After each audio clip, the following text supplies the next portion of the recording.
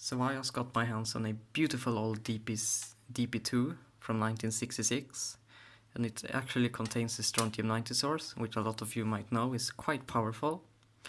So I'll be taking that out in this video and also just give a quick overview of the detector itself in the beginning now, and also give some readings that my detector show when measuring the source itself. So the DP-2 series are heavy duty, they're fully made of steel, and they're quite heavy. I think this one weighs about 3 kilos, and they were made from around late 1950s to, I think the latest one was 1969, which I've seen. And compared to like the DP-63, there's quite a size difference. It's quite huge.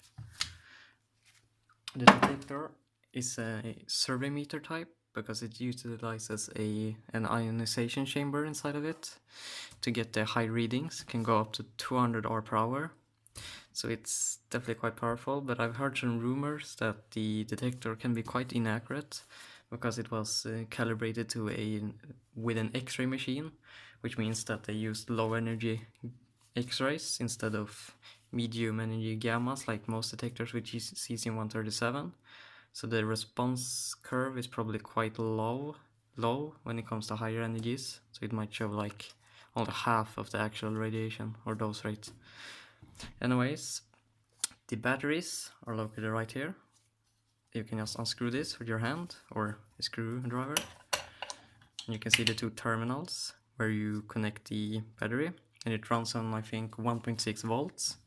Mine already has a battery that the seller gave, which is quite nice. The tire inside is quite damaged from corrosion, which is sad, but not the end of the world. I'll have to clean that out later. Anyways, the detector is turned on by switching this little knob right here. The first mode here is off, and here is where you check the zeroing. So you turn this one on, and the entire scale is switched. You can hear a little bit of a beeping sound from the transformer, I think. And usually this needle would be like in the middle of the scale or something. You'll have to turn it back using this little knob right here, which is the 0.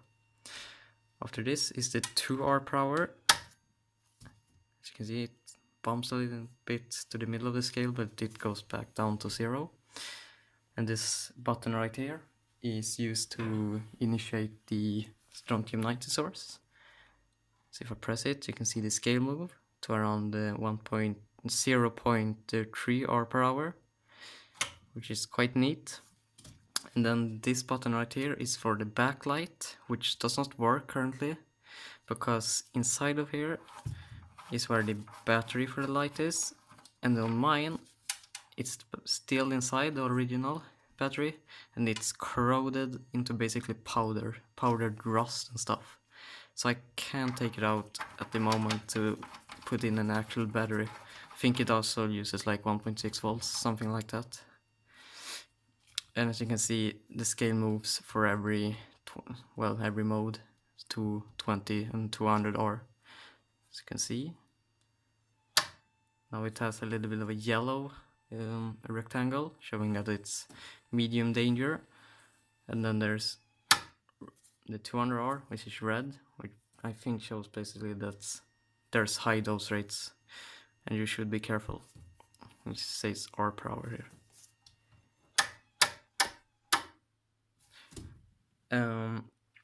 To know that your detector that you're going to buy, the DP-2, has a Strontium-90 source, you have to look at the two screws. They can be on different locations, but they should always be rubber on them if the source still remains in the detector. Otherwise it has probably been removed by either some person or the government. So that's how you know if it has the source.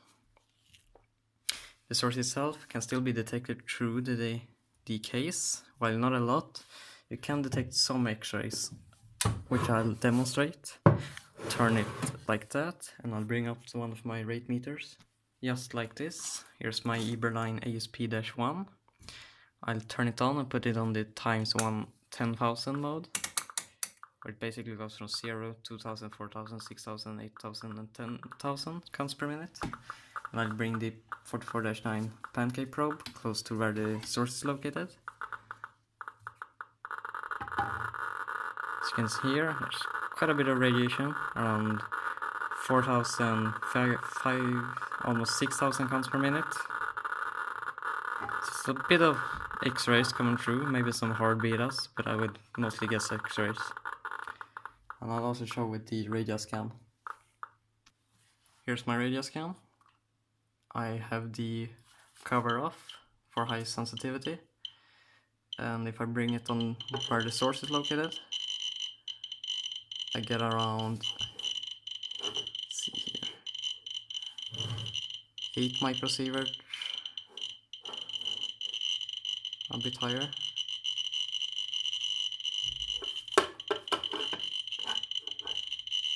Almost 10 microsievert per hour of X-rays, of course inaccurate because this one is not energy compensated, but still, it's some radiation, not a lot, not enough to be confiscated, but it's something. Anyways, now it's time to remove the actual Strontium-90 source. So I'll basically just take a knife, remove the rubber sealing, and then I'll pry it open using a screwdriver, and the source should become visible quite easily.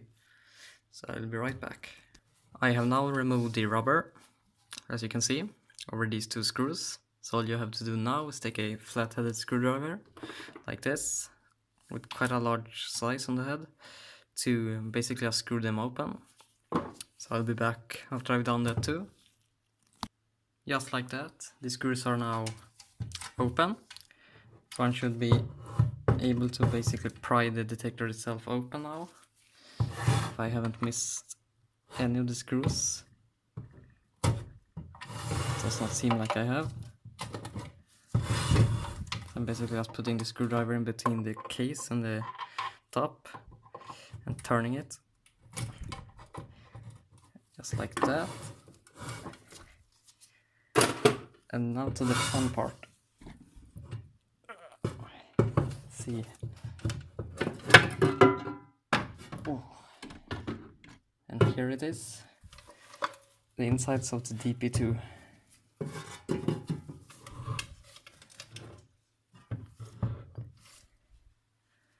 Here's the case, very nice and green, and here is the actual Strontium-90 source, and this bakelite case right here is the ionization chamber itself, which is where the radiation is detected. So before I continue, I'm going to basically show how much radiation I can detect with the radio scan right now. So I'll turn it on.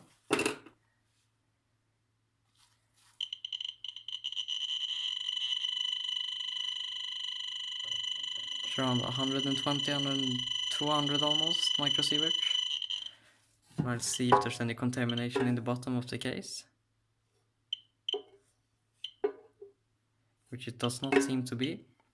This source, as I said, leaks a lot, so one has to be really careful with it not to spread any contamination. So I'll just take a smaller screwdriver, it's also flattened, and I'll remove the actual source.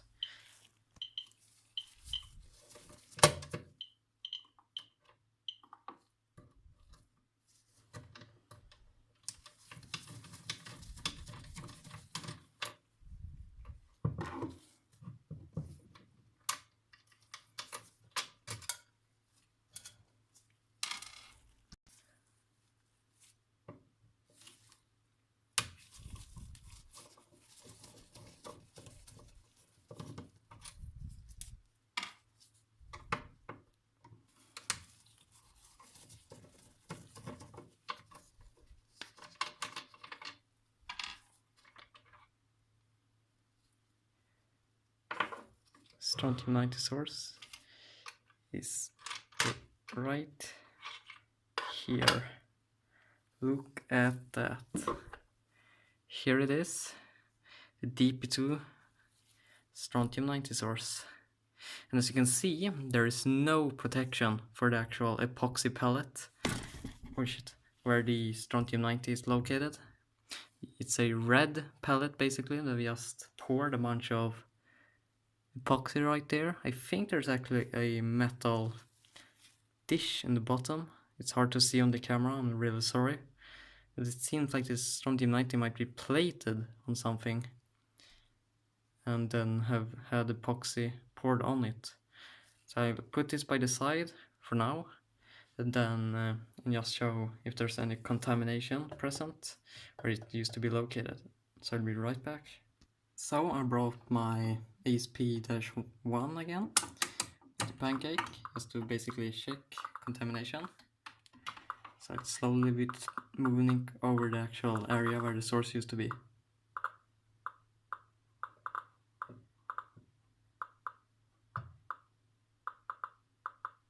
And it seems to be actually quite okay, with little contamination present. Maybe a little bit of higher count rate than normal, but it's still not that bad. I've seen way worse. So that's good. It's not that dangerous. And now to the fun part, the actual Strontium-90 source. I'm back, and as you can see, here's the Strontium-90 source itself.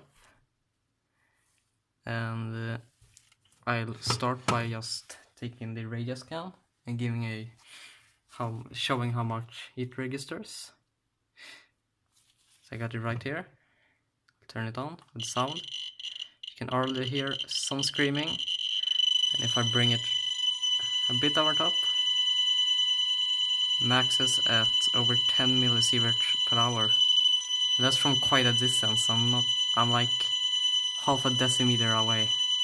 So it seems like I've gotten one of the more powerful types of DP-2 sources, which is amazing. These can range from, I think it was 0.5 hour per hour to 50 hour per hour. I do not know how strong this one actually is.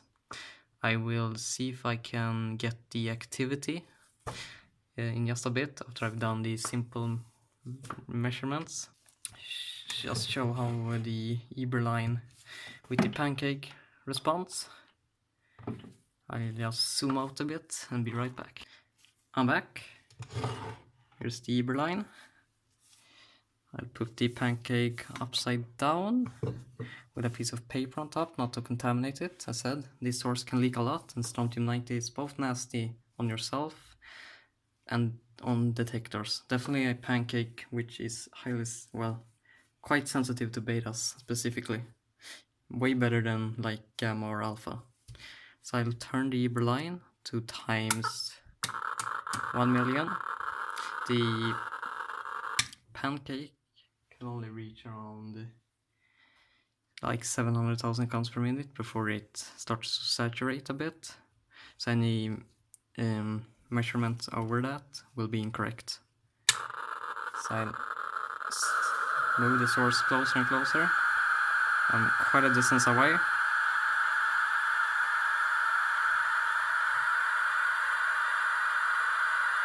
And it even maxes the 1 million mode. But as I said, it's way more. It can't handle as much that amount of counts. So it's incorrect, but it still definitely shows that this is one impressive source. It's one of the stronger DP-2 sources, and this is probably one of the best days in my life. It's amazing. I never expected me to actually get one of these sources, especially one of the strong ones. Just amazing. I'll now measure it with I think the DP-63A to show what this one will respond, or how it will respond. So I'll be right back again.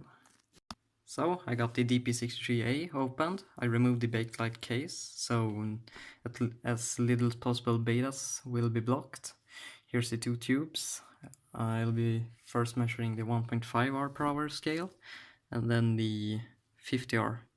Let's see if I can zoom in a bit, but the quality might be really bad, so you'll have to excuse me. So I moved to another camera angle, so it might be easier to see. I'll now use it on I'll I'll use it on the 1.5 hour per hour mode first. Press the button down, put the scale in front, flies off scale. Now we do the 50 hour per hour mode, turn it on, put it against the tube, if I can find it.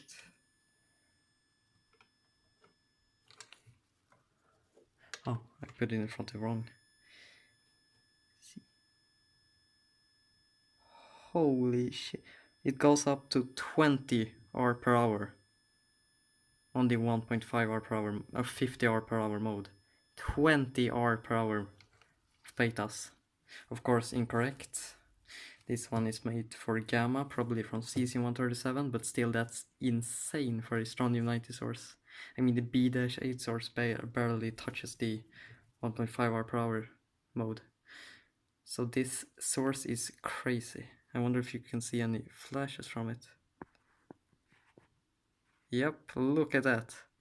That's in a modern camera. That's crazy amount of flashes. I can just imagine a bad like webcam.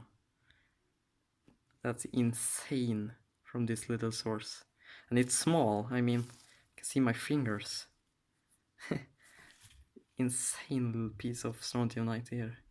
I can't believe that they actually put such a strong source in a now publicly available meter. Of course, originally used for military purposes. So I guess this basically concludes this video. I don't think I have anything else to show. So that's it. Hope it was not too bad. I am quite nervous in front of cameras, as you may hear, so you'll have to excuse me for that. But anyways, this was the Strontium-90 and the DP-2, and I hope it was watchable. Bye!